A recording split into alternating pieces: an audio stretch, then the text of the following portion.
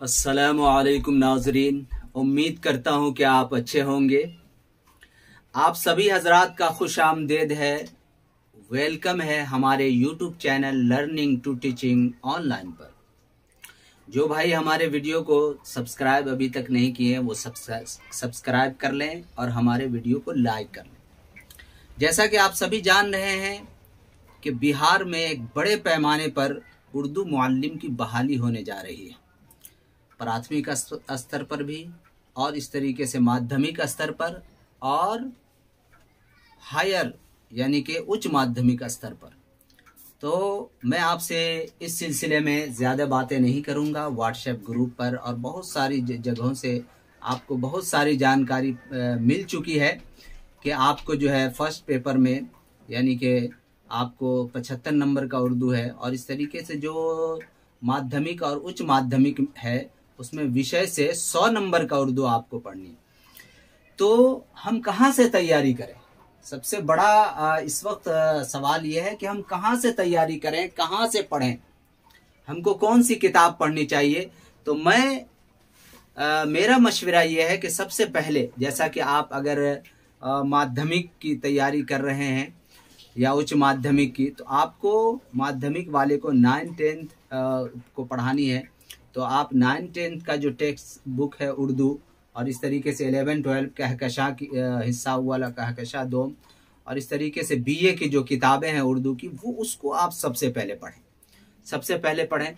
जैसा कि आप हमारे हाथ में देख रहे हैं इस वक्त 4 किताबें, यानी कि एक दरख्शां हिस्सा अव्वल है, इस तरीके से ये दरख्शां हिस्सा दोम है, इस तरीके से आप कहकशा हिस्सा अव्वल है और ये कहकशा हिस्सा दोम है।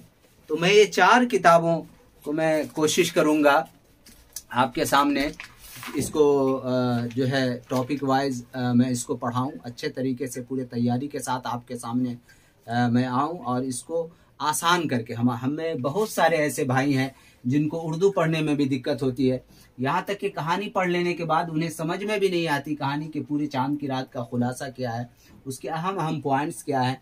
तो देखिए आपके दरख्शां यानी दर्जा 9 में जो दरख्शां है, मैं शुरू करता हूँ ज़्यादा इधर उधर की बातें ना करते हुए असल टॉपिक पर मैं आता हूँ। देखिए सबसे पहले इंशाइया यानी हीरो है, इसमें ये इंशाइया है, मैं इसको बाद में पढ़ाऊंगा। सबसे पहले अफसाना में आप देख रहे हैं पूरे चांद की रात, शायद, आखिरी सबक, बादे पैमा की दिलरुबा कहानी, ये 4 आज मैं जो है मुख्तसर मगर जामे आज मैं बताने की कोशिश करूंगा। इस तरीके से फिर कल जो है मैं जो है दरख्शां जो 10वां है और उसमें भाभी जान, इस तरीके जो 2, 4, 5 जो अफसाना है वो बताऊंगा। इस तरीके पहले हम अफसाना को पढ़ लेंगे, फिर उसके बाद दूसरे टॉपिक की तरफ हम जाएंगे। तो बने रहिए आप हमारे साथ, शुरू से आखिर तक हमारे वीडियो को देखते रहिए। और जो भाई हमारे वीडियो को अभी तक सब्सक्राइब नहीं किया वो सब्सक्राइब कर लें, जिन्होंने लाइक नहीं किया वो फौरन लाइक कर दें। तो चलिए हम सबसे पहले देखते हैं मुख्तसर अफसाना को। मुख्तसर अफसाना किसको कहते हैं? मुख्तसर अफसाना है कि नहीं? मुख्तसर अफसाना यानी मुख्तसर हो। उर्दू में ये मगरिबी अदब की देन है। मुख्तसर अफसाना जो है ये उर्दू में मगरिबी अदब की देन है, ये जदीद दौर की पैदावार है। कहते हैं मुख्तसर अफसाना ऐसी नसरी कहानी जो एक ही निशस्त में पढ़ी जा सके, मुख्तसर अफसाने में बुनियादी चीज जो है वो वहदत तअस्सुर है, यानी एक तअस्सुर हो, एक असर हो, एक वाकया हो, है कि नहीं? इसको वहदत तअस्सुर को नक्काद ने रीढ़ की हड्डी भी कहा है। तो ये दोनों यानी ऐसी नसरी कहानी जो एक ही निशस्त में पढ़ी जाए, नक्काद ने ये तारीफ दी है, और बुनियादी चीज वहदत तअस्सुर एक दूसरे नक्काद ने ये तारीफ दी है। कहते हैं अफसाना के अज्जाए तरकीबी, अफसाना के अज्जाए तरकीबी में प्लाट है, मौजू है, किरदार है, मुकालमा है, मंजर कशी है, माहौल है, जबानो बयान की रंगीनियां है। प्लाट आप जानते हैं कि किसी भी कहानी को जो है तरतीब के साथ बयान किया जाए, है कि नहीं, ताकि क़ारीन जो है, जो पढ़ने वाले हैं वो दिलचस्पी के साथ पढ़े। उसके बाद कहानी का जो है मौजू होता है, जैसा कि पूरे चांद की रात ये मौजू है। इस तरीके किरदार उसमें होता है, और किरदार जब हो 1, 2, 3, 4 तो उस किरदार के जो आपसी बातचीत होते हैं उसको मुकालमा कहा जाता है। है कि नहीं, डायलॉग के अंदाज में बात किया जाए, इस तरीके मंजर कशी, मंजर यानी उसका नक्शा किस तरीके से खींचा गया है, माहौल जो उस वक्त माहौल क्या चल रहा है उसको दिखानी है। इस तरीके ज़बान और बयान की रंगीनियां यानी उतारो चढ़ाव भी होनी चाहिए। तो चलिए आपका वक्त ज्यादा मैं ना लूं और इस तरीके से हम आगे बढ़ते हैं। हम देख रहे हैं अफसाने में जो पहला अफसाना दरख्शां 9 में, जो दर्जा 9 में पढ़ाई जाती है, पूरे चांद की रात, ये अफसाना जो है पहला अफसाना है उस किताब में।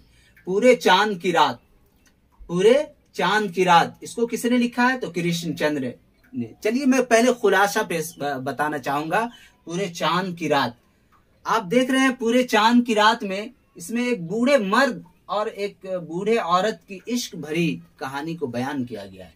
यानी एक जो बूढ़ा मर्द है वो अपने जो है इश्क को बयान कर रहा है कि जब मैं जवान था तो इनको जो है एक लड़की से इश्क हो जाता है और ऐसी सूरत में वो जो है उससे मिलने के लिए बेकरार रहता है और फिर वो जो है वो लड़की उससे मिलने के लिए आती है। इस कहानी में कश्मीर के वादी की जो घाटी है और उसके कुदरती मनाजिर जो है उसको बयान किया गया है।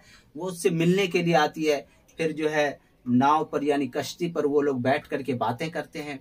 बातें करने के बाद वहाँ उसमें बयान किया गया है कि मकई के भुट्टे वो लड़की निकालती है, बादाम निकालती है, खुबानी और इस तरीके पगडंड जो है ये निकाल करके खाती है। तो इसमें जो है खाने के बाद फिर क्या होता है, वो लोग वहाँ घर बसाते हैं। घर बसाने के बाद फिर लड़का सामान लाने के लिए कहीं चला जाता है और जब जा करके फिर जब वो वापस आता है तो देखता है कि जो उसकी माशूका है वो किसी नौजवान के साथ एक थाली में खाना खा रही है। ये देखकर वो बहुत परेशान होता है और वहाँ से वो चला जाता है, कहता है कि अब मैं फिर वापस नहीं आऊँगा। और वो इस तरीके नहीं आता है। लड़की 6 साल तक इंतज़ार देखती है, 6 साल तक नहीं आने के बाद वो लड़की शादी कर लेती है।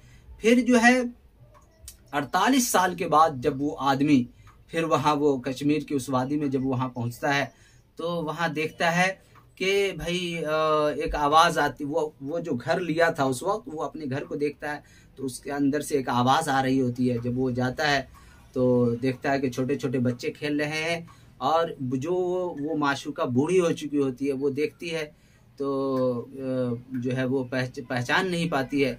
तो फिर वो कहता है कि ये तो घर मेरा है। तो फिर कहता है तुम्हारे बाप का ये घर है क्या?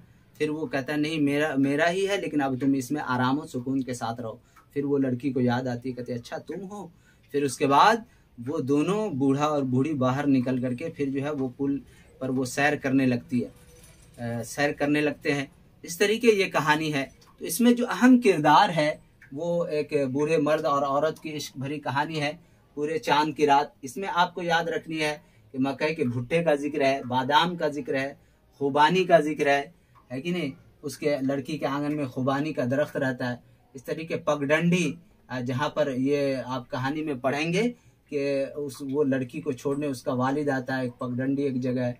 इस तरीके वो कौन सा महीना रहता है? तो अप्रैल का महीना रहता है कि नहीं। वो भाई के साथ जो लड़की खाना खा रही होती है वो उनका सगा भाई होता है और उस बहू का भी उसके अंदर जिक्र है। तो ये मुख्तसर सी कहानी है। इस तरीके से इनको किसने लिखा है? तो कृष्ण चंद्र ने। कृष्ण चंद्र के वालिद का नाम गौरी शंकर। इनकी पैदाइश 23 नवंबर 1914 को गोजरा नवाला पंजाब में हुई। इस तरीके वफात इसकी जो है वो 8 मार्च 1977 को बम्बई में। अब ये कृष्ण चंद्र के जो मशहूर नाविल है, इनके नाविल यानी पहला नाविल जो है वो शिकस्त है। पहला नाविल शिकस्त है। दूसरा जब खेत जागे। तीसरी जो है वो दिल की वादियां सो गई, एक गधे की सरगुजश और आसमान रोशन है। ये दर्जा 9 में ये इनके नावल के नाम लिखे हुए हैं। इम्तिहान में इसको पूछा जा सकता है। इस तरीके किताब में जो दूसरा अफसाना हमारा है वो है शायद। शीन से शायद, शीन से शकीला अख्तर और शीन से इनके वालिद का नाम शाह मोहम्मद तौहीद। शकीला अख्तर की पैदाइश 16 अगस्त 1916 को कहाँ? गया जिला अरवल में इनकी पैदाइश हुई। अब अभी जो है वो अरवल जिला है, गया जिला अरवल में। अरवल फिर ये जहानाबाद में दाखिल हो गया और फिर बाद में चल के अरवल अभी जिला है। वफात इनकी जो हुई वो 10 फरवरी 1994 ईस्वी को। इस तरीके से शायद का खुलासा, इस अफसाने का खुलासा क्या है? इसमें कहानी सुनाने वाली एक औरत है। वो औरत जो है बहुत नेक रहती है और वो ये बताती है कि मैं नमाज पढ़ रही थी और अचानक से उसके घर में पानी दाखिल हो जाता है। ये फुल्गो नदी जो है, फुल्गो नदी, सितंबर का महीना था, बरसात हो रही थी काफ़ी तेज़ी के साथ और इस तरीके से फुल्गो नदी में तुग़यानी यानी तुग़यानी आने की वजह से बहुत ज़्यादा सैलाब आ गया। और वो औरत कह रही है कि मैं नमाज पढ़ रही थी तो अचानक से एक धम की आवाज़ आई और इस तरीके से सारे लोग जो है धीरे धीरे उस पानी में सारे सामान उसके बह गए, सारी चीज़ें टूट फूट गई। और उसी में उसका जो एक लड़का था 8 साल, वो मुनव्वर था, वो मुनव्वर भी उसी में बह करके वो ख़त्म हो गया। तो काफ़ी जो है वो औरत परेशान हो गई। वो कहती है कि मैं बसते बसते मेरी आंखें बंद हो गई और जब मेरी आंखें खुली तो मैंने देखा कि एक जगह मैं बच्चा को ढूंढी तो मैं काफ़ी परेशान हुई। इस तरीके से वो अपनी परेशानी को लेकर के यहाँ तक कि वो कुछ मदद के लिए एक औरत के घर के पास जाती है। जब वो औरत आवाज़ सुनती है तो दरवाज़ा खोलती है और वो पूछती है कि क्या चाहिए। वो सारा वाक़या बताती है। वो कहती है कि मुझे पटना जाना है और मेरे शौहर और जो लड़के हैं वो इस वक्त म्यांमार में वो काम कर रहे हैं। तो वो मदद के तौर पर एक चादर उसको देती है और चादर देने के बाद जो है वो फिर कहती है कि मुझे और लोगों से मदद दिलवाइए। तो वो एक जो काम कर रही होती है उसको जो है कहती है कि भाई इनको ले जाओ पड़ोसी के यहाँ। पड़ोसी के यहाँ जब उनको ले जाती है उनके यहाँ काम करने वाली, तो वो पड़ोसी उनके ऊपर जो है मजाक उड़ाते हैं।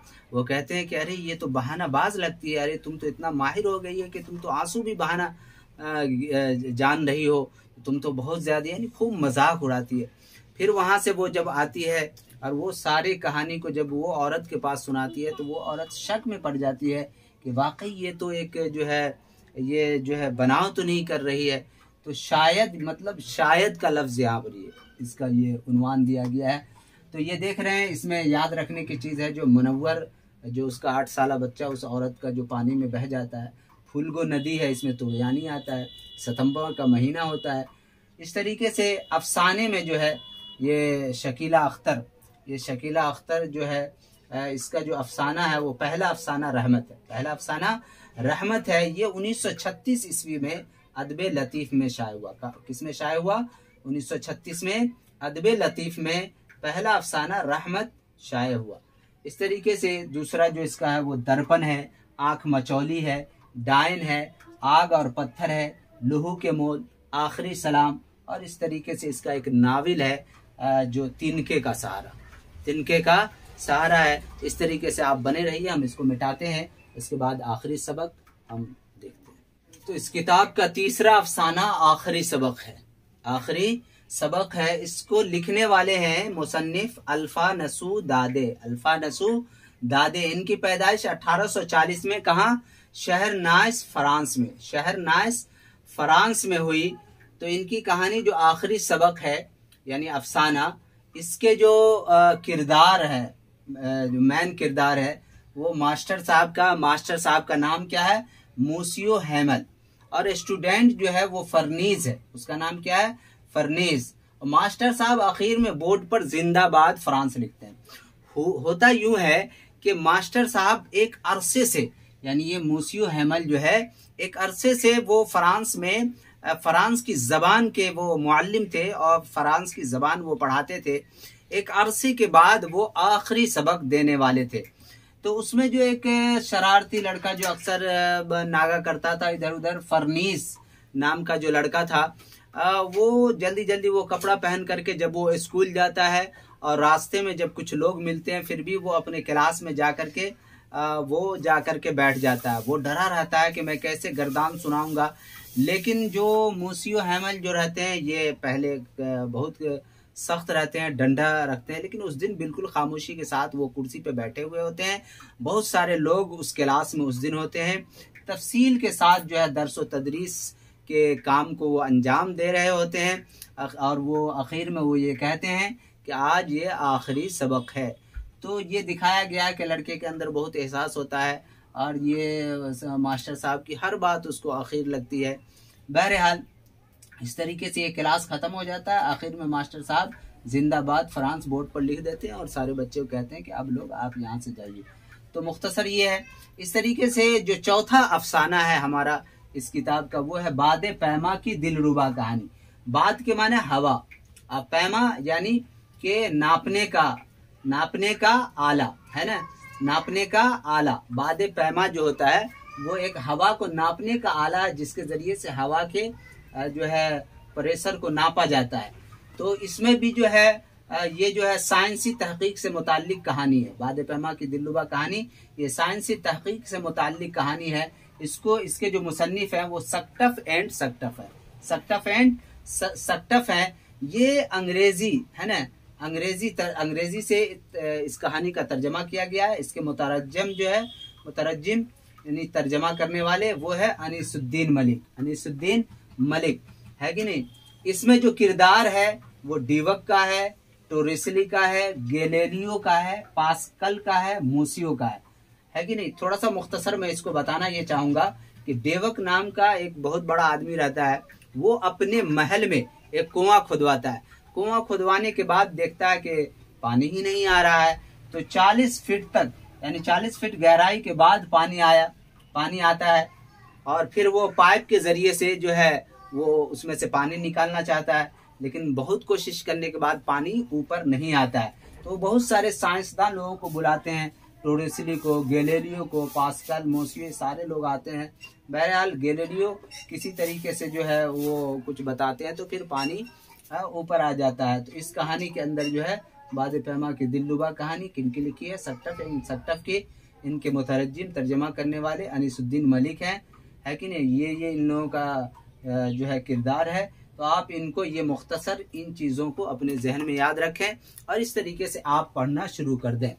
आज मैंने 4 अफसाने को मुख्तसर तौर पर आपके सामने मैंने पेश किया है और ये अहम पॉइंट है जो आपके सामने मैंने रखा है। उम्मीद है कि आपको ये वीडियो ज़रूर पसंद आएगा।